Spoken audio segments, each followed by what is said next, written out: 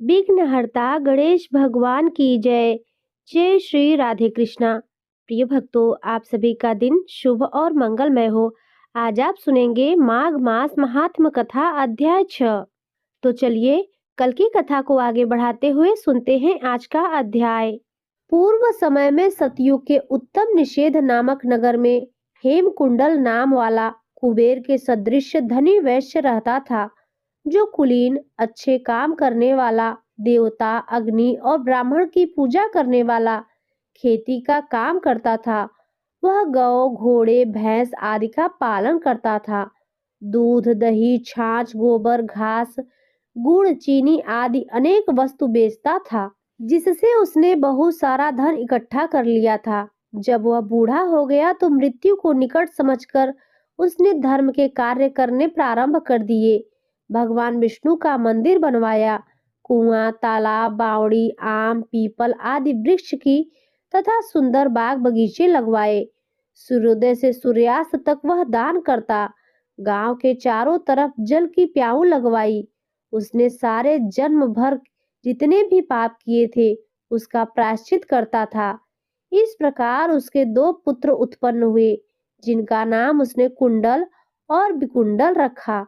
जब दोनों लड़के युवावस्था के हुए तो हेमकुंडल वैश्य गृहस्थी का सब कार्य सौंपकर तपस्या के निमित्त वन में चला गया और वहां विष्णु की आराधना में शरीर को सुखाकर अंत में विष्णु लोक को प्राप्त हुआ।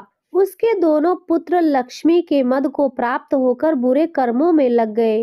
वेश्यागामी वीणा और बाजे लेकर वेश्याओं के साथ गाते फिरते थे। अच्छे सुंदर वस्त्र पहनकर, सुगंधित तेल आदि लगाकर, भांड और खुशामदियों से घिरे हुए हाथी की सवारी और सुंदर घरों में रहते थे। इस प्रकार ऊपर बोए बीज के सदृश वह अपने धन को बुरे कामों में नष्ट करते थे। कभी किसी सतपात्र को दान आदि नहीं करते थे, न ही कभी हवन, देवता या ब्रह्मा जी की सेवा तथा विष्णु का पूजन ही करते थे। थोड़े दिनों में उनका सब धन नष्ट हो गया और वह दरिद्रता को प्राप्त होकर अत्यंत दुखी हो गए। भाई, जन, सेवक, उपजीवी सब इनको छोड़कर चले गए। तब इन्होंने चोरी आदि करना आरंभ कर दिया और राजा के भय से नगर को छोड़कर डाकुओं के साथ वन में रहने लगे और वहां अपने तीक्ष्ण बाणों से वन के पक्षी, हिरण आदि पशु तथा हिंसक जीवों को मारकर खाने लगे। एक समय इनमें से एक पर्वत पर गाय जिसको सिंह मारकर खा गया और दूसरा वन को गया जो काले सर्प के डसने से मर गया। तब यमराज के दूत उन दोनों को बांधकर यम के पास लाए और कहने लगे, महाराज, इन दोनों पापियों के लिए क्या आज्ञा है। इस प्रकार माघ मास कथा अध्याय 6 समाप्त हुआ। तो प्रेम से बोलिए लक्ष्मी नारायण भगवान की जय। प्रिय भक्तों, आप सुनिए माघ मास में सुनी जाने वाली पद्म पुराण की आज की कथा।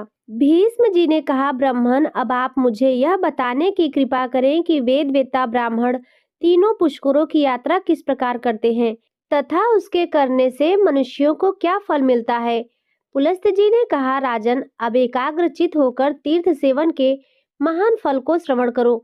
जिसके हाथ, पैर और मन संयम में रहते हैं तथा जो विद्वान, तपस्वी और कीर्तिमान होता है, वही तीर्थ सेवन का फल प्राप्त करता है। जो प्रतिग्रह से दूर रहता है, किसी का दिया हुआ दान नहीं लेता, प्रारब्धवश जो कुछ प्राप्त हो जाए उसी से संतुष्ट रहता है तथा जिसका अहंकार दूर हो गया है, ऐसे मनुष्य को ही तीर्थ सेवन का पूरा फल मिलता है। राजेंद्र, जो स्वभावतः क्रोधहीन, सत्यवादी, दृढ़ता पूर्वक उत्तम व्रत का पालन करने वाला तथा संपूर्ण प्राणियों में आत्मभाव रखने वाला है, उसे तीर्थ सेवन का फल प्राप्त होता है। यह ऋषियों का परम गोपनीय सिद्धांत है। राजेंद्र, पुष्कर तीर्थ करोड़ों ऋषियों से भरा है।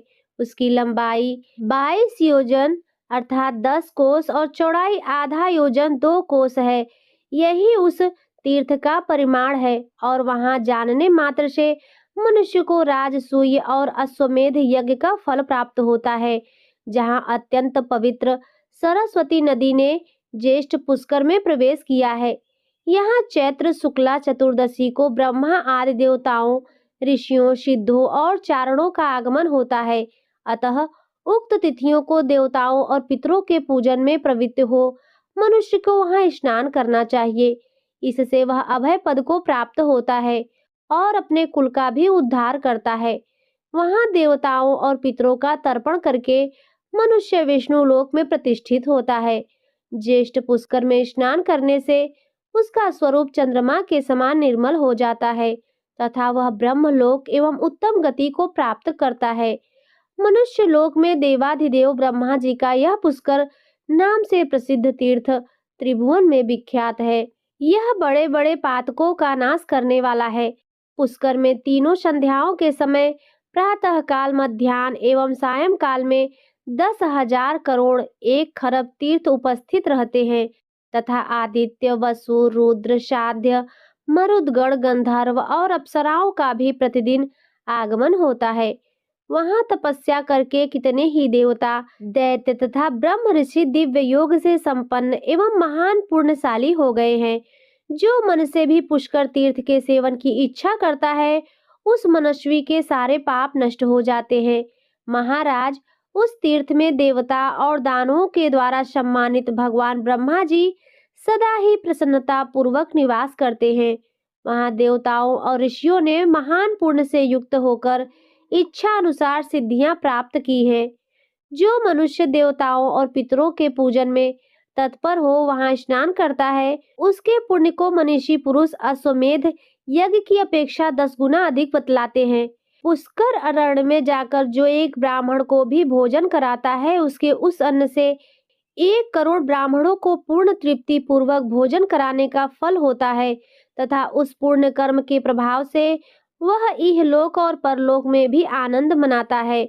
अन्न न हो तो शाक, मूल अथवा फल जिससे वह स्वयं जीवन निर्वाह करता हो वही दोष दृष्टि का परित्याग करके श्रद्धा पूर्वक ब्राह्मणों को अर्पण करे। उसी के दान से मनुष्य अश्वमेध यज्ञ का फल प्राप्त करता है। ब्राह्मण, क्षत्रिय, वैश्य अथवा शूद्र सभी इस तीर्थ में स्नान, दान आदि पूर्ण के अधिकारी हैं। ब्रह्मा जी का पुष्कर नामक सरोवर परम पवित्र तीर्थ है। वह वानप्रस्थियों, सिद्धों तथा मुनियों को भी पुण्य प्रदान करने वाला है। परम पावन सरस्वती नदी पुष्कर से ही महासागर की ओर गई है। वहां महायोगी आदि देव मधुसूदन सदा निवास करते हैं। वे आदि वराह के नाम से प्रसिद्ध हैं तथा संपूर्ण देवता उनकी पूजा करते रहते हैं। विशेषतः कार्तिक की पूर्णिमा को जो पुष्कर तीर्थ की यात्रा करता है वह अक्षय फल का भागी होता है, ऐसा मैंने सुना है। कुरुनंदन, जो सायंकाल और सवेरे हाथ जोड़कर तीनों पुष्करों का स्मरण करता है उसे समस्त तीर्थों में आचमन करने का फल प्राप्त होता है। स्त्री हो या पुरुष, पुष्कर में स्नान करने मात्र से उसके जन्म भर का सारा पाप नष्ट हो जाता है। जैसे संपूर्ण देवताओं में ब्रह्मा जी श्रेष्ठ हैं, उसी प्रकार सब तीर्थों में पुष्कर ही आदि तीर्थ बताया गया है। जो पुष्कर में संयम और पवित्रता के साथ 10 वर्षों तक निवास करता हुआ ब्रह्मा जी का दर्शन करता है वह संपूर्ण यज्ञों का फल प्राप्त कर लेता है और अंत में ब्रह्मलोक को जाता है। जो पूरे 100 वर्षों तक अग्निहोत्र करता है और कार्तिक की एक ही पूर्णिमा को पुष्कर में निवास करता है उस दोनों का फल एक सा ही होता है। पुष्कर में निवास दुर्लभ है। पुष्कर में तपस्या सुयोग मिलना कठिन है। पुष्कर में दान देने का सौभाग्य भी मुश्किल से प्राप्त होता है तथा वहां की यात्रा सुयोग भी दुर्लभ है। वेद वेत्ता ब्राह्मण ज्येष्ठ पुष्कर में जाकर स्नान करने से मोक्ष का भागी होता है और श्राद्ध से वह पितरों को तार देता है। जो ब्राह्मण वहां जाकर नाम मात्र के लिए भी संध्या उपासना करता है उसे 12 वर्ष तक का संध्या उपासना करने का फल प्राप्त होता है। पूर्व काल में ब्रह्मा जी ने स्वयं ही यह बात कही थी। जो अकेले ही कभी पुष्कर तीर्थ में चला जाए उसको चाहिए कि झाड़ी में पुष्कर का जल लेकर क्रमशः संध्या वंदन कर ले। ऐसा करने से भी उसे 12 वर्षों तक निरंतर संध्या उपासना करने का फल प्राप्त हो जाता है।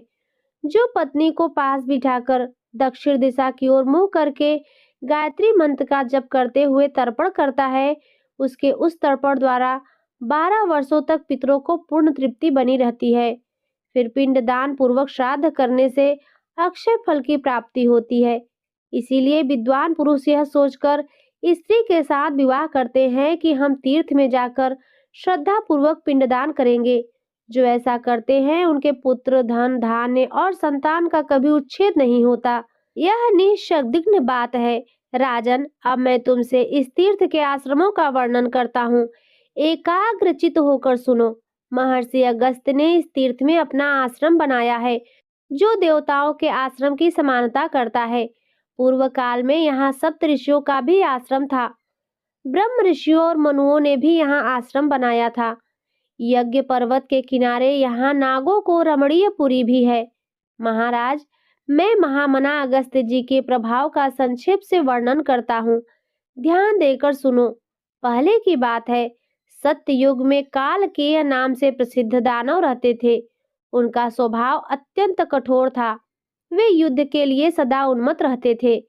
एक समय वे सभी दानव नाना प्रकार के अस्त्र शस्त्रों से सुसज्जित हो वृत्तासुर को बीच में ही करके इंद्र आदि देवताओं पर चारों ओर से चढ़ाए। तब देवता लोग इंद्र को आगे करके ब्रह्मा जी के पास गए। उन्हें हाथ जोड़कर खड़े देख ब्रह्मा जी ने कहा, देवताओं, तुम लोग जो कार्य करना चाहते हो वह सब मुझे मालूम है। मैं ऐसा उपाय बताऊंगा जिससे तुम वृत्तासुर का वध कर सकोगे। दधीची नाम के एक महर्षि हैं। उनकी बुद्धि बड़ी ही उदार है। तुम सब लोग एक साथ जाकर उनसे वर मांगो। वे धर्मात्मा हैं, अतः प्रसन्नचित्त होकर तुम्हारी मांग पूरी करेंगे। तुम उनसे यही कहना कि आप त्रिभुवन का हित करने के लिए अपनी हड्डियां हमें प्रदान करें। निश्चय ही वे अपना शरीर त्याग कर तुम्हें हड्डियां अर्पण कर देंगे। उनकी हड्डियों से तुम लोग अत्यंत भयंकर एवं सुदृढ़ वज्र तैयार करो, जो दिव्य शक्ति से संपन्न उत्तम अस्त्र होगा। उससे बिजली के समान गड़गड़ाहट पैदा होगी और वह महान से महान शत्रु का विनाश करने वाला होगा। उसी वज्र से इंद्र वृत्तासुर का वध करेंगे। पुलस्त्य जी कहते हैं, ब्रह्मा जी के ऐसा कहने पर समस्त देवता उनकी आज्ञा ले इंद्र को आगे करके दधीची के आश्रम पर गए।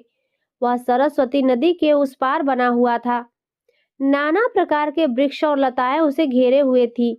वहां पहुंचकर देवताओं ने सूर्य के समान तेजस्वी महर्षि दधीची का दर्शन किया और उनके चरणों में प्रणाम करके ब्रह्मा जी के कथनानुसार वरदान मांगा।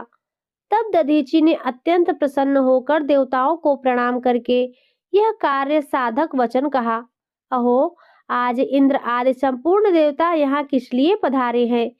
मैं देखता हूँ आप सब लोगों की कांति फीकी पड़ गई है। आप लोग पीड़ित जान पड़ते हैं। जिस कारण से आपके हृदय को कष्ट पहुंच रहा है उसे शांति पूर्वक बताइए। देवता बोले, महर्षि, यदि आपकी हड्डियों का शस्त्र बनाया जाए तो उससे देवताओं का दुख दूर हो सकता है। दधीची ने कहा, देवताओं, जिससे आप लोगों का हित होगा वह कार्य मैं अवश्य करूंगा। आज आप लोगों के लिए मैं अपने इस शरीर का भी त्याग करता हूँ।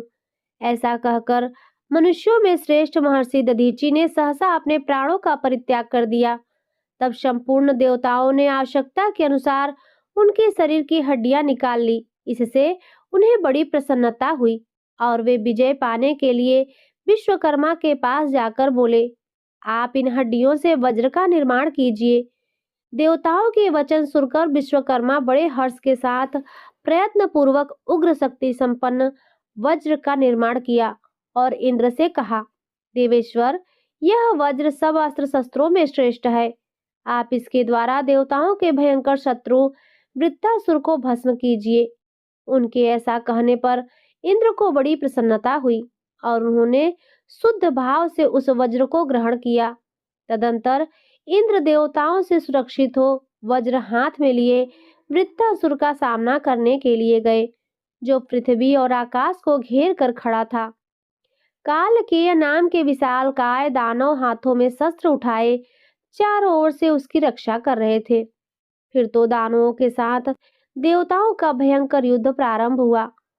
2 घड़ी तक तो ऐसी मार काट हुई जो संपूर्ण लोगों को महान भय में डालने वाली थी। वीरों की भुजाओं से चलाई हुई तलवारें जब शत्रु के शरीर पर पड़ती थी तब बड़े जोर का शब्द होता था। आकाश से पृथ्वी पर गिरते हुए मस्तक ताड़ के फलों के समान जान पड़ते थे। उनसे वहां की सारी भूमि पटी हुई दिखाई देती थी। उस समय सोने के कवच पहने हुए काल के दानव दावानल से जलते हुए वृक्षों के समान प्रतीत होते थे। वे हाथ में परिघ लेकर देवताओं पर टूट पड़े। उन्होंने एक साथ मिलकर बड़े वेग से धावा किया था। यद्यपि देवता भी एक साथ संगठित होकर ही युद्ध कर रहे थे, तो भी वे उस दानवों के वेग को न सह सके। उनके पैर उखड़ गए। वे भयभीत होकर भाग खड़े हुए। देवताओं को डर कर भागते और वृत्तासुर को प्रबल होते देख हजार आंखों वाले इंद्र को बड़ी घबराहट हुई। इंद्र की ऐसी अवस्था देख सनातन भगवान श्री विष्णु ने उनके भीतर अपने तेज का संचार करके उनके बल को बढ़ाया। इंद्र को श्री विष्णु के तेज से परिपूर्ण देख देवताओं तथा निर्मल अंतःकरण वाले ब्रह्म ऋषियों ने भी उनसे अपने अपने तेज का संचार किया। इस प्रकार भगवान श्री विष्णु देवता तथा महाभाग महर्षियों के तेज से वृद्धि को प्राप्त होकर इंद्र अत्यंत बलवान हो गए। देवराज इंद्र को सवल जान वृत्तासुर ने बड़े जोर से सिंहनाद किया। उसकी विकट गर्जना से पृथ्वी, दिशाएं, अंतरिक्ष, द्युलोक और आकाश में सभी कांप उठे। वह भयंकर सिंहनाद सुनकर इंद्र को बड़ा संताप हुआ। उनके हृदय में भय समा गया और उन्होंने बड़ी उतावली के साथ अपना महान वज्रास्त्र उनके ऊपर छोड़ दिया। इंद्र के वज्र का आघात पाकर वह महान असुर निष्प्राण होकर पृथ्वी पर गिर पड़ा। तत्पश्चात संपूर्ण देवता तुरंत आगे बढ़कर वृत्तासुर के वध से संतप्त हुए शेष दैत्यों को मारने लगे। देवताओं की मार पड़ने पर वे महान असुर भय से पीड़ित हो वायु के समान वेग से भागकर अगाध समुद्र में जा छिपे। वहां एकत्रित होकर सब के सब तीनों लोकों का नाश करने के लिए आपस में सलाह करने लगे। उनमें जो विचारक थे उन्होंने नाना प्रकार के उपाय बतलाए, तरह तरह की युक्तियां सुझाई। अंतः गोत्वा यह निश्चय हुआ कि तपस्या से ही संपूर्ण लोक टिके हुए हैं, इसीलिए उसी का क्षय करने के लिए शीघ्रता की जाए। पृथ्वी पर जो कोई भी तपस्वी, धर्मज्ञ और विद्वान हो, उनका तुरंत वध कर दिया जाए। उनके नष्ट हो जाने पर संपूर्ण जगत का स्वयं ही नाश हो जाएगा। उन सबकी बुद्धि मारी गई थी, इसीलिए उपर्युक्त प्रकार से संसार के विनाश का निश्चय ही करके वे बहुत प्रसन्न हुए। समुद्र रूप दुर्ग का आश्रय लेकर उन्होंने त्रिभुवन का विनाश आरंभ किया। वे रात में कुपित होकर निकलते और पवित्र आश्रमों तथा मंदिरों में जो भी मुनि मिलते उन्हें पकड़कर खा जाते थे। उन दुरात्माओं ने वशिष्ठ के आश्रम में जाकर 8008 ब्राह्मणों का भक्षण कर लिया तथा उस वन में और भी जितने तपस्वी थे उन्हें भी मौत के घाट उतार दिया। महर्षि च्यवन के पवित्र आश्रम पर जहाँ बहुत से द्विज निवास करते थे, जाकर उन्होंने फल मूल का आहार करने वाले 100 मुनियों को अपना ग्रास बना लिया। इस प्रकार रात में वे मुनियों का संहार करते और दिन में समुद्र के भीतर घुस जाते थे।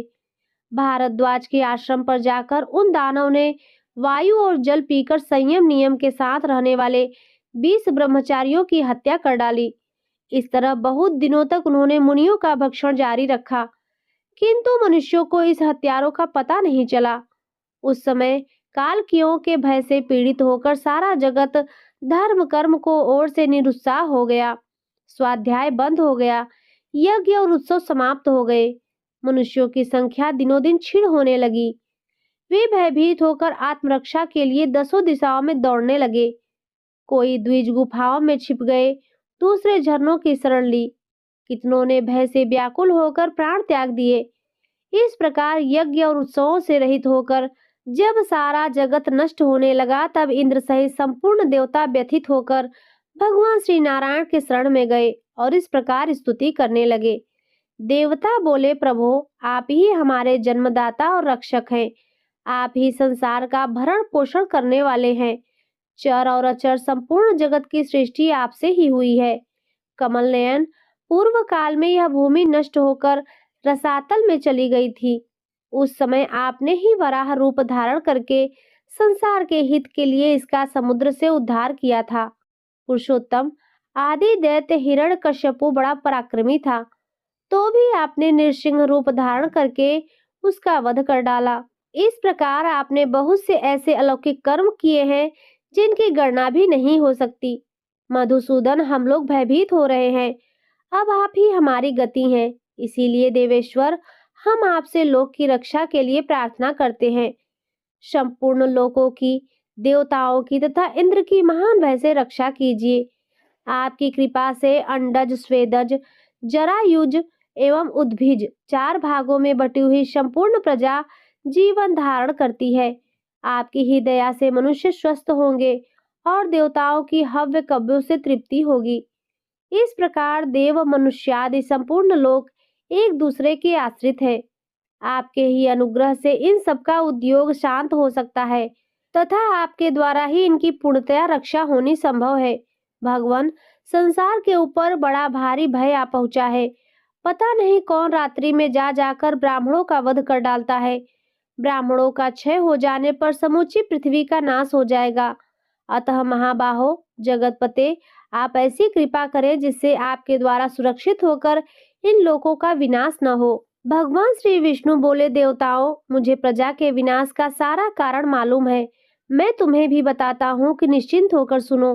काल के नाम से विख्यात जो दानवों का समुदाय है वह बड़ा ही निष्ठुर है। उन दानवों के द्वारा ही परस्पर मिलकर संपूर्ण जगत को कष्ट पहुंचाना आरंभ किया है।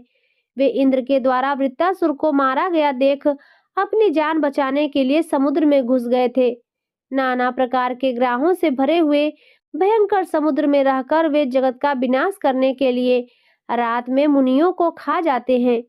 जब तक वे समुद्र के भीतर छिपे रहेंगे तब तक उनका नाश होना असंभव है। इसीलिए अब तुम लोग समुद्र को सुखाने का कोई उपाय सोचो। पुलस्त्य जी कहते हैं, भगवान श्री विष्णु के ये वचन सुनकर देवता ब्रह्मा जी के पास आकर वहां से महर्षि अगस्त्य के आश्रम पर गए। वहां पहुंचकर उन्होंने मित्रा वरुण के पुत्र परम तेजस्वी महात्मा अगस्त्य ऋषि को देखा। अनेकों महर्षि उनकी सेवा में लगे थे। उनमें प्रमाद का लेश भी नहीं था। वे तपस्या की राशि जान पड़ते थे। ऋषि लोग उनके अलौकिक कर्मों की चर्चा करते हुए उनकी स्तुति कर रहे थे। देवता बोले, महर्षि, पूर्व काल में जब राजा नहुस द्वारा लोगों को कष्ट पहुंच रहा था, उस समय आपने संसार के हित के लिए उन्हें इंद्र पद से भ्रष्ट किया और इस प्रकार लोक का कांटा दूर करके आप जगत के आश्रयदाता हुए। जिस समय पर्वतों में श्रेष्ठ विंध्याचल सूर्य के ऊपर क्रोध करके बढ़कर बहुत ऊंचा हो गया था, उस समय आपने ही उसे नतमस्तक किया।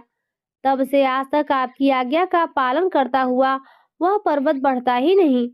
जब सारा जगत अंधकार से आच्छादित था और प्रजा मृत्यु के पीड़ित होने लगी, उस समय आपको ही अपना रक्षक समझकर प्रजा आपकी शरण में आई और उसे आपके द्वारा परम आनंद एवं शांति की प्राप्ति हुई। जब जब हम लोगों पर भय का आक्रमण हुआ तब तब सदा ही आपने ही हमें शरण दी। इसीलिए आज भी हम आपसे एक वर की याचना करते हैं। आप वरदाता हैं, अतः हमारी इच्छा पूर्ण कीजिए। भीष्म जी ने पूछा, महामुने, क्या कारण था जिससे विंध्य पर्वत सहसा क्रोध से मूर्छित हो बढ़कर बहुत ऊंचा हो गया? पुलस्त्य जी ने कहा, सूर्य प्रतिदिन उदय और अस्त के समय सुवर्णमय पर्वत पर गिरिराज मेरु की परिक्रमा किया करते हैं। एक दिन सूर्य को देखकर विंध्याचल ने उनसे कहा, भास्कर, जिस प्रकार आप प्रतिदिन मेरु पर्वत की परिक्रमा किया करते हैं उसी प्रकार मेरी भी कीजिए। यह सुनकर सूर्य ने गिरिराज विंध्य से कहा, शैल, मैं अपनी इच्छा से मेरु की परिक्रमा नहीं करता। जिन्होंने इस संसार की सृष्टि की है उस विधाता ने ही मेरे लिए यह मार्ग नियत कर दिया है। उनके ऐसा कहने पर विंध्याचल को सहसा क्रोध हो आया और वह सूर्य तथा चंद्रमा का मार्ग रोकने के लिए बढ़कर बहुत ऊंचा हो गया। तब इंद्रादि संपूर्ण देवताओं ने जाकर बढ़ते हुए गिरिराज विंध्याचल को रोका, किंतु उसने उनकी बात नहीं मानी। तब वे महर्षि अगस्त्य के पास जाकर बोले, मुनीश्वर, शैलराज विंध्य क्रोध के वशीभूत होकर सूर्य, चंद्रमा तथा नक्षत्रों का मार्ग रोक रहे हैं। इसका कोई निवारण कर दीजिए। देवताओं की बात सुनकर ब्रह्म ऋषि अगस्त्य जी विंध्य के पास गए और आदर पूर्वक बोले, पर्वत श्रेष्ठ, मैं दक्षिण दिशा में जाने के लिए तुमसे मार्ग चाहता हूँ। जब तक मैं लौट कर ना आऊं तब तक तुम नीचे रहकर ही मेरी प्रतीक्षा करो। मुनि की बात मानकर विंध्याचल ने वैसा ही किया। महर्षि अगस्त्य दक्षिण दिशा से आज तक नहीं लौटे। इसी से विंध्य पर्वत अब तक नहीं बढ़ता। भीष्म, तुम्हारे प्रश्न के अनुसार यह प्रसंग मैंने सुना दिया। अब देवताओं ने जिस प्रकार काल के दैत्यों का वध किया वह वृत्तांत सुनो। देवताओं के वचन सुनकर महर्षि अगस्त्य ने पूछा, आप लोग किस लिए यहाँ आए हैं और मुझसे क्या वरदान चाहते हैं? उनके इस प्रकार पूछने पर देवताओं ने कहा, महात्मन, हम आपके लिए एक अद्भुत वरदान चाहते हैं। महर्षि, आप कृपा करके समुद्र को पीजिए। आपके ऐसा करने पर हम लोग देवद्रोही काल की नामक दानवों को उनके सगे संबंधियों सहित मार डालेंगे। महर्षि ने कहा, बहुत अच्छा देवराज, मैं आप लोगों की इच्छा पूर्ण करूंगा। ऐसा कहकर ये देवताओं और तपसिद्ध मुनियों के साथ जलनिधि समुद्र के पास गए। उनके इस अद्भुत कर्म को देखने की इच्छा से बहुतेरे मनुष्य, नाग, गंधर्व, यक्ष और किन्नर भी उस महात्माओं के पीछे पीछे गए। महर्षि सहसा समुद्र के तट पर जा पहुंचे। समुद्र भीषण गर्जना कर रहा था। वह अपनी उत्ताल और तरंगों से नृत्य करता हुआ सा जान पड़ता था। महर्षि अगस्त्य के साथ संपूर्ण देवता, गंधर्व, नाग और महाभाग मुनि महासागर के किनारे पहुंच गए। तब महर्षि समुद्र को पी जाने की इच्छा से उन सबको लक्ष्य करके कहा, देवगण, संपूर्ण लोगों का हित करने के लिए इस समय मैं इस महासागर को पिए लेता हूँ। अब आप लोगों को कुछ करना हो तो शीघ्र ही कीजिए। यूं कहकर वे सबके देखते ही देखते समुद्र को पी गए। यह देखकर इंद्र आदि देवताओं को बड़ा विस्मय हुआ तथा वे महर्षि की स्तुति करते हुए कहने लगे, भगवान, आप हमारे रक्षक और लोगों को नया जन्म देने वाले हैं। आपकी कृपा से देवताओं सहित संपूर्ण जगत का कभी उच्छेद नहीं हो सकता। इस प्रकार संपूर्ण देवता उनका सम्मान कर रहे थे। प्रधान प्रधान गंधर्व हर्षनाद करते थे और महर्षि के ऊपर दिव्य पुष्पों की वर्षा हो रही थी। उन्होंने समूचे महासागर को जल शून्य कर दिया। जब समुद्र में एक बूंद भी पानी न रहा तब संपूर्ण देवता हर्ष में भरकर हाथों में दिव्य आयुध लिए दानवों पर प्रहार करने लगे। महाबली देवताओं का वेग असुरों के लिए असह्य हो गया। उनकी मार खाकर वे भी भीमकाय दानव 2 घड़ी तक घमासान युद्ध करते रहे, किंतु वे पवित्र आत्मा मुनियों की तपस्या से दग्ध हो चुके थे। इसीलिए पूर्ण शक्ति लगाकर यत्न करते रहने पर भी देवताओं के हाथ से मारे गए। जो मरने से बच रहे थे वे पृथ्वी फाड़कर पाताल में घुस गए। दानवों को मारा गया देख देवताओं ने नाना प्रकार के वचनों द्वारा मुनि श्रेष्ठ अगस्त्य का स्तवन किया तथा इस प्रकार कहा, देवता बोले, महाभाग, आपकी कृपा से संसार के लोगों को बड़ा सुख मिला। काल के यह दानव बड़े ही क्रूर और पराक्रमी थे। वे सब आपकी शक्ति से मारे गए। लोक रक्षक महर्षि, अब इस समुद्र को भर दीजिए। आपने जो जल पी लिया है वह सब इसमें वापस छोड़ दीजिए। उनके ऐसा कहने पर मुनि श्रेष्ठ अगस्त्य जी बोले, वह जल तो मैंने पचा लिया। अब समुद्र को भरने के लिए आप लोग कोई दूसरा उपाय सोचे। महर्षि की बात सुनकर देवताओं को विस्मय हुआ और विषाद भी। वहां इकट्ठे हुए सब लोग एक दूसरे की अनुमति ले मुनिवर अगस्त्य को प्रणाम करके जैसे आए थे वैसे ही लौट गए। देवता लोग समुद्र को भरने के विषय में परस्पर विचार करते हुए ब्रह्मा जी के पास गए। वहां पहुंचकर उन्होंने हाथ जोड़ ब्रह्मा जी को प्रणाम किया और समुद्र के पुनः भरने का उपाय पूछा। तब लोग पितामह ब्रह्मा जी ने उनसे कहा, देवताओं, तुम लोग इच्छानुसार अपने अपने अभीष्ट स्थान को लौट जाओ। अब बहुत दिनों के बाद समुद्र अपनी पूर्वावस्था को प्राप्त होगा। महाराज भागीरथ अब कुटुंबी जनों को तारने के लिए गंगा जी को लाएंगे और उन्हीं के जल से पुनः समुद्र को भर देंगे। ऐसा कहकर ब्रह्मा जी ने देवताओं और ऋषियों को भेज दिया। पुलस्त जी कहते हैं, राजन, अब मैं तुम्हारे लिए सप्तऋषियों के आश्रम का वर्णन करूंगा। अत्रि, वशिष्ठ, मैं, पुलह, क्रंतु, अंगिरा, गौतम, सुमति, सुमुख, विश्वामित्र, स्थूलशिरा, संवर्त, प्रतर्दन, दैभ्य, बृहस्पति, च्यवन, कश्यप, भृगु, दुर्वासा, जमदग्नि, मार्कंडे, गालव, उष्णा, भारद्वाज, यवकृत, स्थूलाक्ष, मकराक्ष, कर्ण व मेधातिथि नारद पर्वत, ईश्वगंधी, त्रिशांबु, सबल, धौम्य, सतानंद, अकृतवर्ण, जमदग्नि कुमार, परशुराम, अष्टक तथा कृष्ण द्वैपायन, ये सभी ऋषि महर्षि अपने पुत्रों शिष्यों के साथ पुष्कर में आकर सप्तऋषियों के आश्रम में रह चुके हैं तथा सबने इंद्रिय संयम और शौच समतोपादि नियमों के पालन पूर्वक पूरी चेष्टा के साथ तपस्या की है, जिसके फल स्वरूप उनमें इंद्रिय जय, धैर्य, सत्य, क्षमा, सरलता, दया और दान आदि सद्गुणों की प्रतिष्ठा हुई है। पूर्व काल की बात है, समाधि के द्वारा सनातन ब्रह्मलोक पर विजय प्राप्त करने की अभिलाषा रखने वाले सप्तऋषिगण तीर्थ स्थानों का दर्शन करते हुए इस पृथ्वी पर विचर रहे थे। इसी बीच में एक बड़ा भारी सूखा पड़ा, जिसके कारण भूख से पीड़ित होकर संपूर्ण जगत के लोग बड़े कष्ट में पड़ गए। उसी समय उन ऋषियों को भी कष्ट उठाते देख तत्कालीन राजा ने, जो प्रजा की देखभाल के लिए भ्रमण कर रहे थे, दुखी होकर कहा, मुनिवरों, ब्राह्मणों के लिए प्रतिग्रह उत्तम वृत्ति है, अतः आप लोग मुझसे दान ग्रहण करें। अच्छे अच्छे गांव और जौ आदि अन्न, घृत, दुग्धादि रस, तरह तरह के रत्न, सुवर्ण तथा दूध देने वाली गौवें ले ले। ऋषियों ने कहा, राजन, प्रतिग्रह बड़ी भयंकर वृत्ति है। वह स्वाद में मधु के समान मधुर, किंतु परिणाम में विष के समान घातक है। इस बात को स्वयं जानते हुए भी तुम हमें क्यों लोभ में डाल रहे हो?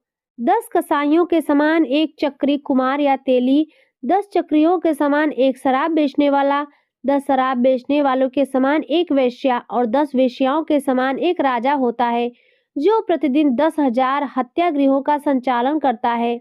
वह सौंडिक राजा भी उसी के समान माना गया है। अतः राजा का प्रतिग्रह अत्यंत भयंकर है।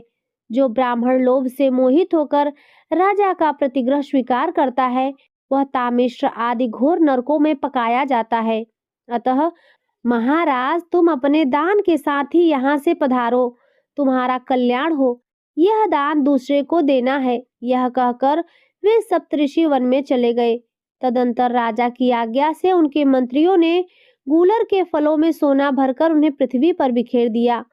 सप्तऋषि अन्न के दाने बीनते हुए वहां पहुंचे तो उन फलों को भी उन्होंने हाथ में उठाया। उन्हें भारी जानकर अत्रि ने कहा, ये फल ग्रहण करने योग्य नहीं है। हमारी ज्ञान शक्ति पर मोह का पर्दा नहीं पड़ा है। हम मंद बुद्धि नहीं हो गए हैं। हम समझदार हैं, ज्ञानी हैं, अतः इस बात को भली भांति समझते हैं कि वे गूलर के फल स्वर्ण से भरे हैं। धन इसी लोक में आनंददायक होता है। मृत्यु के बाद तो वह बहेड़ी के कटु परिणाम को उत्पन्न करता है। अतः जो सुख एवं अनंत पद की इच्छा रखता हो, उसे तो इसे कदापि नहीं लेना चाहिए। वशिष्ठ जी ने कहा, इस लोक में धन संचय की अपेक्षा तपस्या का संचय ही श्रेष्ठ है। जो सब प्रकार के लौकिक संग्रहों का परित्याग कर देता है, उसके सारे उपद्रव शांत हो जाते हैं। संग्रह करने वाला कोई भी मनुष्य ऐसा नहीं है जो सुखी रहे। ब्राह्मण जैसे जैसे प्रतिग्रह का त्याग करता है, वैसे वैसे संतोष के कारण उसका ब्रह्म तेज की वृद्धि होती है। एक ओर अकिंचनता और दूसरी ओर राज्य को तराजू पर रखकर तोला गया तो राज्य की अपेक्षा अकिंचनता की पलड़ा भारी रहा। इसीलिए जितात्मा पुरुष के लिए कुछ भी संग्रह न करना ही श्रेष्ठ है। कश्यप जी बोले, धन संपत्ति मोह में डालने वाली होती है, मोह नरक में गिराता है। इसीलिए कल्याण चाहने वाले पुरुष को अनर्थ के साधन अर्थ का दूर से परित्याग कर देना चाहिए। जिसके धर्म के लिए धन संग्रह की इच्छा होती है, उसके लिए उस इच्छा का त्याग ही श्रेष्ठ है, क्योंकि कीचड़ को लगाकर धोने की अपेक्षा उसका स्पर्श न करना ही उत्तम है। धन के द्वारा जिस धर्म का साधन किया जाता है, वह क्षयशील माना गया है। दूसरे के लिए जो धन का परित्याग करता है, वही अक्षय धर्म है, वही मोक्ष की प्राप्ति कराने वाला है। भारद्वाज ने कहा, जब मनुष्य का शरीर जीर्ण होता है, तब उसके दांत और बाल भी पक जाते हैं, किंतु धन और जीवन की आशा बूढ़े होने पर भी जीर्ण नहीं होती, वह सदा नवी ही बनी रहती है। जैसे दर्जी सुई से वस्त्र में सूत का प्रवेश कर देता है, उसी प्रकार तृष्णा रूपी सुई से संसार रूपी सूत्र का विस्तार होता है। कहीं और छोर नहीं है, उसका पेट भरना कठिन होता है। वह सैकड़ों दोषों को ढोए फिरती है। उसके द्वारा बहुत से अधर्म होते हैं। अतः कृष्णा का तृष्णा यही उचित है। गौतम बोले, इंद्रियों के लोभग्रस्त होने से सभी शिष्य संकट में पड़ जाते हैं। जिसके चित्त में संतोष है उसके लिए सर्वत्र धन संपत्ति भरी हुई है। जिसके पैर जूते में हैं उसके लिए सारी पृथ्वी मानो चमड़े से मढ़ी है। संतोष रूपी अमृत से तृप्त एवं शांत चित्त वाले पुरुषों को जो सुख प्राप्त होता है वह धन के लोभ से इधर उधर दौड़ने वाले लोगों को कहां से प्राप्त हो सकता है।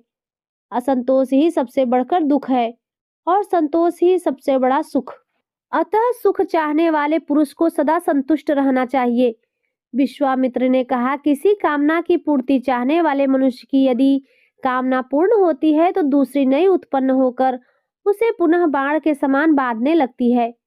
भोगों की इच्छा उपभोग के द्वारा कभी शांत नहीं होती। प्रत्युत घी डालने से प्रज्वलित होने वाली अग्नि की भांति वह अधिकाधिक बढ़ती ही जाती है। भोगों की अभिलाषा रखने वाला पुरुष मोहवश कभी सुख नहीं पाता। जमदग्नि बोले, जो प्रतिग्रह लेने की शक्ति रखते हुए भी उसे नहीं ग्रहण करता वह दानी पुरुषों को मिलने वाले सनातन लोकों को प्राप्त होता है। जो ब्राह्मण राजा से धन लेता है वह महर्षियों द्वारा शोक करने के योग्य है। उस मूर्ख को नरक यातना का भय नहीं दिखाई देता। प्रतिग्रह लेने में समर्थ होकर भी उसमें प्रवृत्त नहीं होना चाहिए, क्योंकि प्रतिग्रह से ब्राह्मणों का ब्रह्म तेज नष्ट हो जाता है। अरुंधति ने कहा, तृष्णा का आदि अंत नहीं है, वह सदा शरीर के भीतर व्याप्त रहती है। दुष्ट बुद्धि वाले पुरुषों के लिए जिसका त्याग करना कठिन है, जो शरीर के जीर्ण होने पर भी जीर्ण नहीं होती तथा जो प्राणांतकारी रोग के समान है, उस तृष्णा का त्याग करने वाले को ही सुख मिलता है। परशुराम बोले, धर्मपरायण विद्वान पुरुष जैसा आचरण करते हैं, आत्म कल्याण की इच्छा रखने वाले विद्वान पुरुष को वैसा ही आचरण करना चाहिए। ऐसा कहकर दृढ़ता पूर्वक नियमों का पालन करने वाले वे सभी महर्षि उन स्वर्ण युक्त फलों को छोड़ अन्यत्र चले गए। घूमते घामते वे मध्य पुष्कर में गए, जहां अकस्मात आए हुए शुनह शख नामक परिवाज्र के उनकी भेंट हुई। उसके साथ वे किसी वन में गए। वहां उन्हें एक बहुत बड़ा सरोवर दिखाई दिया, जिसका जल कमलों से आच्छादित था। वे सब के सब उस सरोवर के किनारे बैठ गए और कल्याण का चिंतन करने लगे। उस समय सुनह शख ने क्षुधा से पीड़ित उन समस्त मुनियों से इस प्रकार कहा, महर्षियों, आप सब लोग बताइए, भूख की पीड़ा कैसी होती है। ऋषियों ने कहा, शक्ति, खड्ग, गदा, चक्र, तोमर और बाणों से पीड़ित किए जाने पर मनुष्य को जो वेदना होती है वह भी भूख को पीड़ा सामने मात हो जाती है। दमा, खांसी, क्षय, ज्वर और मिर्गी आदि रोगों से कष्ट पाते हुए मनुष्य को भी भूख की पीड़ा उन सब की अपेक्षा अधिक जान पड़ती है। जिस प्रकार सूर्य की किरणों से पृथ्वी का सारा जल खींच लिया जाता है, उसी प्रकार पेट की आग से शरीर के समस्त नाड़ियां सूख जाती हैं। क्षुधा से पीड़ित मनुष्य को आंखों से कुछ सूझता नहीं, उसका सारा अंग जलता और सूखता जाता है। भूख को आग प्रज्वलित होने पर मनुष्य गूंगा, बहरा, जड़, पंगु, भयंकर तथा मर्यादाहीन हो जाता है। लोग क्षुधा से पीड़ित होने पर पिता, माता, स्त्री, पुत्र, कन्या, भाई तथा स्वजनों का भी परित्याग कर देते हैं। भूख से व्याकुल मनुष्य न पितरों की भली भांति पूजा कर सकता है, न देवताओं की, न गुरुजनों का सत्कार कर सकता है, न ऋषियों तथा अभ्यांगताओं का। इस प्रकार अन्न न मिलने पर देहधारी प्राणियों में ये सभी दोष आ जाते हैं। इसलिए संसार में अन्न से बढ़कर न तो कोई पदार्थ हुआ है न होगा। अन्न ही संसार का मूल है। सब कुछ अन्न के ही आधार पर टिका हुआ है। पितर, देवता, दैत्य, यक्ष, राक्षस, किन्नर, मनुष्य और पिशाच ये सभी अन्नमय माने गए हैं। इसीलिए अन्नदान करने वाले को अक्षय तृप्ति और सनातन स्थिति प्राप्त होती है। तब सत्य, जप, होम, ध्यान, योग, उत्तम गति, स्वर्ग और सुख की प्राप्ति ये सब कुछ अन्न से ही सुलभ होते हैं। चंदन, अगर, धूप और शीतकाल में ईंधन का दान अन्नदान के 16वें हिस्से के बराबर भी नहीं हो सकता। अन्न की प्राण बल और तेज है। अन्न ही पराक्रम है। अन्न से ही तेज की उत्पत्ति है, वृद्धि होती है। जो मनुष्य श्रद्धा पूर्वक भूखे को अन्न देता है वह ब्रह्म स्वरूप होकर ब्रह्मा जी के साथ आनंद मनाता है। जो एकाग्रचित होकर अमावस्या को श्राद्ध में अन्नदान का महात्म मात्र सुनता है, उसके पितर आजीवन संतुष्ट रहते हैं।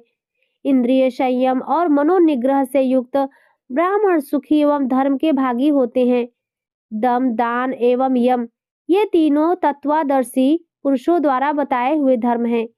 इनमें ही विशेषतः दम ब्राह्मणों का सनातन धर्म है। दम तेज को बढ़ाता है। दम परम पवित्र और उत्तम है। दम से पुरुष पाप रहित एवं तेजस्वी होता है। संसार में जो कुछ नियम, धर्म, शुभ कर्म अथवा संपूर्ण यज्ञों के फल हैं, उन सब की अपेक्षा दम का महत्व अधिक है। दम के बिना दान रूपी क्रिया की यथावत शुद्धि नहीं हो सकती। दम से ही यज्ञ और दम से ही दानों की प्रवृत्ति होती है। जिसने इंद्रियों का दमन नहीं किया, उनके मन में रहने से क्या लाभ, तथा जिसने मन और इंद्रियों का भली भांति जहां तहां दमन किया है, उसको घर छोड़कर किसी आश्रम में रहने की क्या आवश्यकता है। जितेंद्रिय पुरुष निवास करता है, उसके लिए वही वही स्थान वन एवं महान आश्रम है। जो उत्तम शील और आचरण में रत है, जिसने अपनी इंद्रियों को काबू कर लिया है तथा जो सदा सरल भाव से रहता है, उसको आश्रमों से क्या प्रयोजन है।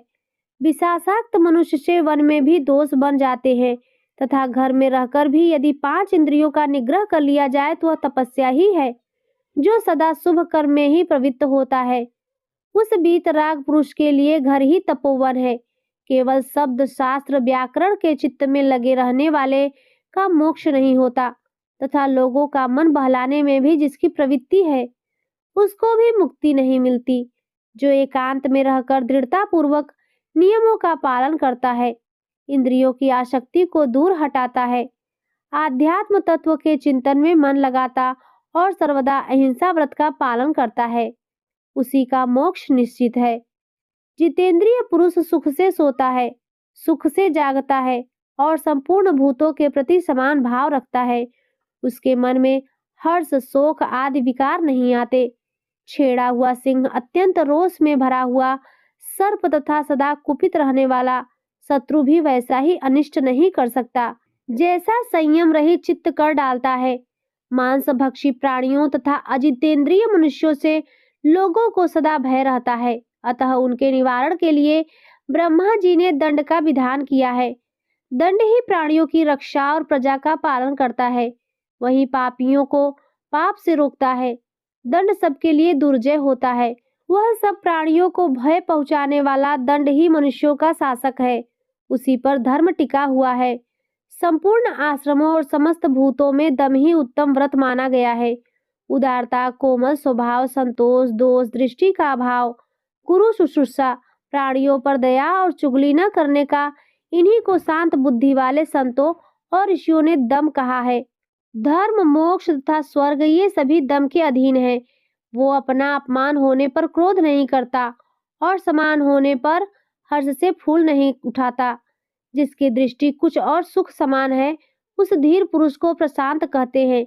जिसका अपमान होता है, वह साधु पुरुष तो सुख से सोता है और सुख से जागता है तथा उसकी बुद्धि कल्याणमयी होती है, परंतु अपमान करने वाला मनुष्य स्वयं नष्ट हो जाता है। अपमानित पुरुष को चाहिए कि वह कभी अपमान करने वाले की बुराई न सोचे, अपने धर्म पर दृष्टि रखते हुए दूसरों के धर्म की निंदा न करे। जो इंद्रियों का दमन करना नहीं जानते, वे व्यर्थ ही शास्त्रों का अध्ययन करते हैं, क्योंकि मन और इंद्रियों का संयम ही शास्त्र का मूल है। वही सनातन धर्म है। संपूर्ण व्रतों का आधार दम ही है। जहाँ अंग सहित पढ़े हुए वेद भी दम से हीन पुरुष को पवित्र नहीं कर सकते। जिसने इंद्रियों का दमन नहीं किया, उसके सांख्य योग, उत्तम कुल, जन्म और तीर्थ स्नान सभी व्यर्थ हैं। योग वेत्ता द्विज को चाहिए कि वह अपमान को अमृत के समान समझकर उससे प्रसन्नता का अनुभव करे और सम्मान को विष के तुल्य मानकर उससे घृणा को अपमान से उसके तप की वृद्धि होती है और सम्मान से क्षय, पूजा और सत्कार पाने वाला ब्राह्मण दूही हुई गाय की तरह खाली हो जाता है। जैसे गौ घास और जल पीकर फिर पुष्ट हो जाती है, उसी प्रकार ब्राह्मण जप और होम के द्वारा पुनः ब्रह्म तेज से संपन्न हो जाता है। संसार में निंदा करने वाले के समान दूसरा कोई मित्र नहीं है, क्योंकि वह पाप लेकर अपना पुण्य दे जाता है। निंदा करने वालों की स्वयं निंदा न करें, अपने मन को रोकें, जो उस समय अपने चित्त को वश में कर लेता है। वह मानो अमृत से स्नान करता है। वृक्षों के नीचे रहना, साधारण वस्त्र पहनना, अकेले रहना, किसी की अपेक्षा न रखना और ब्रह्मचर्य का पालन करना, ये सब परम गति को प्राप्त करने वाले होते हैं। जिसने काम और क्रोध को जीत लिया वह जंगल में जाकर क्या करेगा। अभ्यास से, शास्त्र की सील से, कुल की सत्य से क्रोध का तथा मित्र के द्वारा प्राणों की रक्षा की जाती है। जो पुरुष उत्पन्न हुए क्रोध को अपने मन से रोक लेता है वह पुरुष क्षमा के द्वारा सबको जीत लेता है। जो क्रोध और भय को जीतकर शांत रहता है, पृथ्वी पर उसके समान वीर और कौन है। यह ब्रह्मा जी का बताया हुआ गूढ़ उपदेश है। प्यारे, हमने धर्म का हृदय सार तत्व तुम्हें बतलाया है। यज्ञ करने वाले लोग दूसरे हैं, तपस्वियों के लोग दूसरे हैं तथा इंद्रिय संयम और मनोनिग्रह करने वाले लोगों के लोग दूसरे ही हैं। वे सभी परम सम्मानित हैं। क्षमा करने वाले पर एक ही दोष लागू होता है, दूसरा नहीं। वह यह कि क्षमाशील पुरुष को लोग शक्तिहीन मान बैठते हैं, किंतु इसे दोष नहीं मानना चाहिए, क्योंकि बुद्धिमानों का बल क्षमा ही है। जो शांति अथवा क्षमा को नहीं जानता वह इष्ट यज्ञ आदि और पूर्त तालाब आदि खुदवाना दोनों के फलों से वंचित हो जाता है। क्रोधी मनुष्य जो जप, होम और पूजन करता है वह सब फूटे हुए घड़े से जल की भांति नष्ट हो जाता है। जो पुरुष प्रातः काल उठकर प्रतिदिन इस पुण्यमय दमाध्याय का पाठ करता है वह धर्म की नौका पर आरूढ़ होकर सारी कठिनाइयों को पार कर जाता है। जो दिन सदा ही इस पुण्यप्रद दमाध्याय को दूसरों को सुनाता है वह ब्रह्मलोक को प्राप्त होता है तथा वहां से कभी नहीं गिरता। धर्म का सार सुनो और सुनकर उसे धारण करो। जो बात अपने को प्रतिकूल जान पड़े उसे दूसरों के लिए कभी काम में न लाए। जो पराई स्त्री को माता के समान, पराये धन को मिट्टी के ढेले के समान और संपूर्ण भूतों को अपने आत्मा के समान जानता है वही ज्ञानी है। जिसकी रसोई बलि वैश्य देव के लिए और जीवन परोपकार के लिए है, यही विद्वान है। जैसे धातुओं में स्वर्ण उत्तम है, वैसे ही परोपकार सबसे श्रेष्ठ धर्म है, वही सर्वस्व है। संपूर्ण प्राणियों के हित का ध्यान रखने वाला पुरुष अमृत तत्व प्राप्त करता है। पुलस्त जी कहते हैं, इस प्रकार ऋषियों ने शुनशक के सामने धर्म के सार तत्व का प्रतिपादन करते हुए उसके साथ वहां से दूसरे वन में प्रवेश किया। वहां भी उन्हें एक बहुत विस्तृत जलाशय दिखाई दिया जो पद्म और उत्पलों से आच्छादित था। उस सरोवर में उतरकर उन्होंने मृणाल उखाड़े और उन्हें ढेर के ढेर किनारे पर रखकर जल से संपन्न होने वाली पुण्य क्रिया, संध्या, तर्पण आदि करने लगे। तत्पश्चात जब वे जल से बाहर निकले तो उन मृणालों को न देखकर परस्पर इस प्रकार कहने लगे। ऋषि बोले, हम सब लोग क्षुधा से कष्ट पा रहे हैं। ऐसी दशा में किस पापी और क्रूर ने मृणाल को चुरा लिया है। जब इस तरह कुछ पता न लगा तब सबसे पहले कश्यपनी बोली, जिसने मृणाल को चोरी की है उसे सर्वत्र सब कुछ चुराने वर थाती रखी हुई वस्तु पर जी ललचाने का और झूठी गवाही देने का पाप लगे। वह दंभ पूर्वक धर्म का आचरण और राजा का सेवन करने, मद्य और मांस का सेवन करने, सदा झूठ बोलने से, सूद से जीविका चलाने और रुपया लेकर लड़की बेचने का पाप का भागी हो। वशिष्ठ जी ने कहा, जिसने उन मृणालों को चुराया हो उसे ऋतु काल के बिना ही मैथुन करने में, दिन में सोने, एक दूसरे के यहाँ जाकर अतिथि बनने, जिस गांव में एक ही कुआं हो ऐसा निवास करने, ब्राह्मण होकर शूद्र जाति की स्त्री से संबंध रखने का पाप लगे। और ऐसे लोगों को जिन लोकों में जाना पड़ता है वही वह भी जाए। भारद्वाज बोले, जिसने मृणाल चुराए हों वह सबके प्रति क्रूर, धन की अभिमानी, सबसे डाह रखने वाले, चुगलखोर और रस बेचने वाले की गति प्राप्त करे।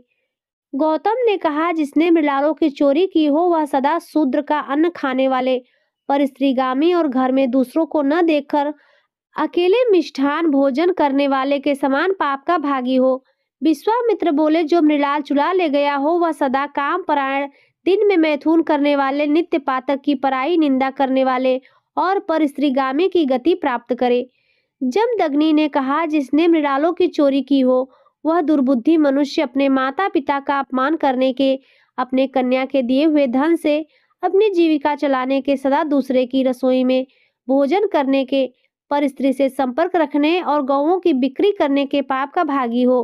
परशुराम जी बोले, जिसने मृणाल चुराए हो वह दूसरे का दास एवं जन्म जन्म क्रोधी हो तथा सब प्रकार के धर्म कर्मों की हीन हो। सुना सख ने कहा, जिसने मृणालों की चोरी की हो वह न्याय पूर्वक वेद अध्ययन करे, अतिथियों में प्रीति रखने वाला गृहस्थ हो, सदा सत्य बोले, विधिवत अग्निहोत्र करे, प्रतिदिन करे और अंतर्गते ब्रह्मलोक को जाए। ऋषियों ने कहा, सुना सख, तुमने जो शपथ की है वह तो अभिष्ट ही है, अतः तुम्ही ने हम सबके मृणालों की चोरी की है। सुना सख बोले, ब्राह्मणों, मैंने ही आप लोगों के मुंह धर्म सुनने की इच्छा से ये मृणाल छिपा दिए थे। मुझे आप इंद्र समझे। मुनियोरों, आपके लोभ के परित्याग से अच्छे लोगों पर विजय पाई है, अतः इस विमान पर बैठिए, अब हम लोग स्वर्ग को चले। तब महर्षियों ने इंद्र को पहचान कर उनसे इस प्रकार कहा। ऋषि बोले, देवराज, जो मनुष्य यहाँ आकर मध्यम पुष्कर में स्नान करे और 3 रात तक यहाँ उपवास पूर्वक निवास करे, उसे अक्षय फल की प्राप्ति होती है। वनवासी महर्षियों के लिए जो 12 वर्षों की यज्ञ दीक्षा बताई गई है, उसका पूरा पूरा फल उस मनुष्य को भी मिल जाता है, उसकी कभी दुर्गति नहीं होती। वह सदा अपने कुल वालों के साथ आनंद का अनुभव करता है तथा ब्रह्मलोक में जाकर ब्रह्मा जी की 1 दिन तक कल्प भर वहां निवास करता है। तो आज के अध्याय में बस इतना ही। इसके आगे का अध्याय आप लोग कल सुनिएगा। तो प्रेम से बोलिए, लक्ष्मी नारायण भगवान की जय। प्रिय भक्तों, अब आइए सुनते हैं श्री विष्णु चालीसा। दोहा। विष्णु सुनिए विनय सेवक की चितलाए, कीरत कुछ वर्णन करूं, दीजे ज्ञान बताए। चौपाई। नमो विष्णु भगवान खरारी, कष्ट नसावन अखिल बिहारी। प्रगल जगत में शक्ति तुम्हारी, त्रिभुवन फैल रही उजियारी। सुंदर रूप मनोहर सूरत, सरल स्वभाव मोहिनी मूरत। तन पर पीतांबर अति शोहत, बैजंती माला मनमोहत। शंख चक्र कर गदा बिराजे, देखत दैत्य असुर दल भाजे। सत्य धर्म मद लोभ न गाजे, काम क्रोध मद लोभ न छाजे। संत भक्त सज्जन मनरंजन, धनुज असुर दुष्टल दल गंजन। सुख उपजाए कष्ट सब भंजन, दोष मिटाए करत जन सज्जन। पाप काट भव सिंधु उतारण, कष्ट नाश कर भक्त उबारण। करत अनेक रूप प्रभु धारण, केवल आप भक्ति के कारण। धरणी धेनु बन तुम्हें पुकारा, तब तुम रूप राम का धारा। भार उतार असुर दल मारा, रावण आदि को संहारा। आप वराह रूप बनाया, हिरणाक्ष को मार गिराया। धर मत्स्य तन सिंधु बनाया, 14 रत्नन को निकलवाया। अमिलख असुरन द्वंद मचाया, रूप मोहिनी आप दिखाया। वेदन को जब असुर डुबाया, कर प्रबंध उन्हें ढूंढवाया। मोहित बनकर खलहि नचाया, उसही कर से भस्म कराया। असुर जलंधर अति बलदाई, शंकर से उन कीन्ह लड़ाई। हार पार शिव शकल बनाई, कीन सती से छल खल जाई। सुमिरन कीन्ह तुम्हें शिवरानी, बतलाई सब विपत कहानी। तब तुम बने मुनीश्वर ज्ञानी, वृंदा की सब सुरति भुलानी। देखत 3 तनुज शैतानी, वृंदा आय तुम्हें लपटानी। हो स्पर्श धर्म क्षतिमानी, हना असुर उर शिव शैतानी। तुमने ध्रुव प्रहलाद उबारे, हिरणाकुश आदिक खल मारे। गणिका और अजामिल तारे, बहुत भक्त भव सिंधु उतारे। हरहु सकल संताप हमारे, कृपा करहु हरि सृजन हारे। देखहु मैं निज दरस तुम्हारे, दीन बंधु भक्तन हितकारे। चाहता आपका सेवक दर्शन, करहु दया अपनी मधुसूदन। जानू नहीं योग्य जब पूजन, होय यज्ञ स्तुति अनुमोदन। शील दया संतोष सुलक्षणा, विदित नहीं व्रत बोध विलक्षण। करहूं आपका किस विधि पूजन, कुमति विलोक होत दुख भीषण। करहूं प्रणाम कौन विधि सुमिरन, कौन भांति मैं करहूँ समर्पण। सुरमुनि करत सदा सेवकाई, हर्षित रहत परम गति पाई। दीन दुखिन पर सदा सहाई, निज जन जान लेव अपनाई। पाप दोष संताप नशाओ, भव बंधन से मुक्त कराओ। दोहा। सुध संपत्ति दे सुख उपजाओ, निज चरणन का दास बनाओ। निगम सदा ये विनय सुनावे, पढ़े सुने सो जन सुख पावे। इत श्री विष्णु चालीसा संपूर्ण। प्रिय भक्तों, अब आइए अंत में सुनते हैं भगवान विष्णु की आरती। ओम जय जगदीश हरे, स्वामी जय जगदीश हरे। भक्त जनों के संकट, भक्त जनों के संकट क्षण में दूर करे। ओम जय जगदीश हरे। जो ध्यावे फल पावे, दुख विनशे मन का।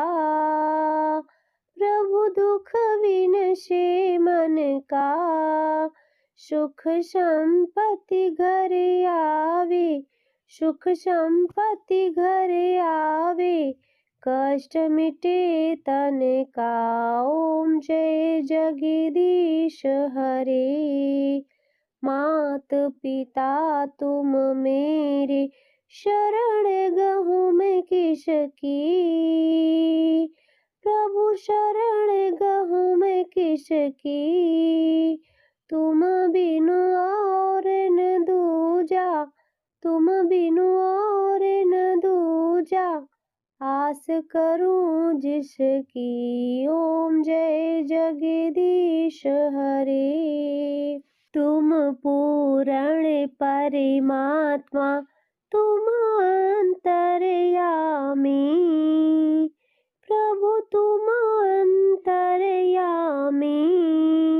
पार ब्रह्म परमेश्वर, पार ब्रह्म परमेश्वर। तुम सबके स्वामी। ओम जय जगदीश हरे। तुम करुणा के सागर, तुम पालन करता।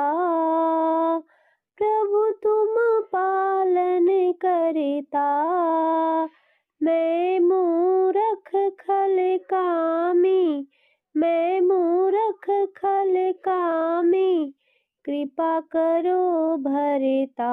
ओम जय जगदीश हरे।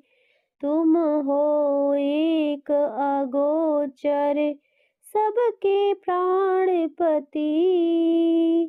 प्रभु सबके प्राणपति। किस विधि मिलूं दया मैं, किस विधि मिलूं दया मैं। तुमको मैं कुमति। ओम जय जगदीश हरे। दीन बंधु दुख हरता, तुम ठाकुर मेरे। प्रभु तुम ठाकुर मेरे। अपने हाथ उठाओ, अपने हाथ उठाओ। द्वार पड़ा तेरे। ओम जय जगदीश हरे। विषय विकार मिटाओ, पाप हरो देवा। प्रभु पाप हरो देवा। श्रद्धा भक्ति बढ़ाओ, श्रद्धा भक्ति बढ़ाओ। संतन की सेवा। ओम जय जगदीश हरे। तन मन धन और संपत्ति, सब कुछ है तेरा। प्रभु सब कुछ है तेरा। तेरा तुझको अर्पण, तेरा तुझको अर्पण। क्या लागे मेरा। जगदीश हरे। जगदीश्वर जी की आरती जो कोई नर गावे। प्रभु जो कोई नर गावे, कहत शिवानंद स्वामी, कहत हरि हर स्वामी, मन वांछित फल पावे। ओम जय जगदीश हरे। ओम जय जगदीश हरे। स्वामी जय जगदीश हरे।